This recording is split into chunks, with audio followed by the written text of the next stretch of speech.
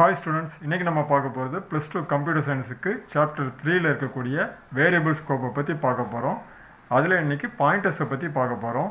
பைத்தானில் பாயிண்டர்ஸை use பண்ண முடியுமா இல்லையான்றதை பற்றி இன்றைக்கி நம்ம பார்க்க போகிறோம். பைத்தானுக்குள்ளே பாயிண்டர் டிஃபால்ட்டாக இருக்கும்.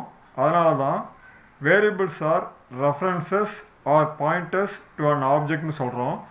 என்ன தான் பைத்தானில் பாயிண்டர் கான்செப்ட் டிஃபால்ட்டாக இருந்தாலும் நாம் எழுதக்கூடிய ஒரு பைத்தான் ப்ரோக்ராமில் டைரெக்டாக ஒரு பாயிண்டரை க்ரியேட் பண்ண முடியாது. ஆனால் சில ஸ்ட்ரக்சரில் உதாரணத்துக்கு லிஸ்ட் டப்புள் போன்ற ஸ்ட்ரக்சரில் பாயிண்டரை நாம் இன்டைரக்டாக யூஸ் பண்ண முடியும். அது எப்படின்னு இப்போ பார்க்கலாம்.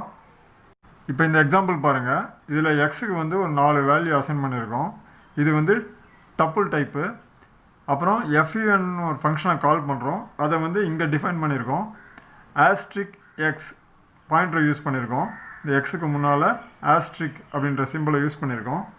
ஸோ எக்ஸில் உள்ள எல்லா வேல்யூவும் இந்த இடத்துல பாஸ் ஆகும். பாஸ் ஆகி பிரிண்ட் A, B, C, Dன்னும் போது ஏவோட வேல்யூ இந்த ஃபஸ்ட் வேல்யூ, பிக்கு இது, சிக்கு இது, டிக்கு இது பிரிண்ட் ஆகும். ஸோ அவுட்புட்டில் அதனால் 101, 102, 103, 104ன்னு கிடைக்கும். இதை நம்ம இப்போ ப்ராக்டிக்கலாக பார்க்கலாம். இந்த ப்ரோக்ராமை நான் ஆல்ரெடி டைப் பண்ணி சேவ் பண்ணி வச்சிட்டேன். இப்போ இதை நான் ரன் பண்ணி காட்டுறேன். ரன்னுக்கு போய்ட்டு ரன் மாடியூலை கிளிக் பண்ணுறேன். இப்போ நம்ம எதிர்பார்த்த அவுட்புட்டு கிடச்சிருக்கு.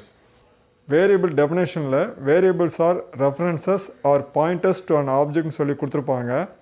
ஸோ பாயிண்டரை பற்றி நம்ம கட்டாயம் தெரிஞ்சுக்கணும். அதுக்காக தான் இந்த வீடியோ நான் போஸ்ட் பண்ணது. இந்த வீடியோ உங்களுக்கு பிடிச்சிருந்தா என்னுடைய சேனலை சப்ஸ்கிரைப் பண்ணுங்கள். கூடவே பக்கத்தில் இருக்க பெல் ஐக்கானை கிளிக் பண்ணுங்கள். Bye bye, see you.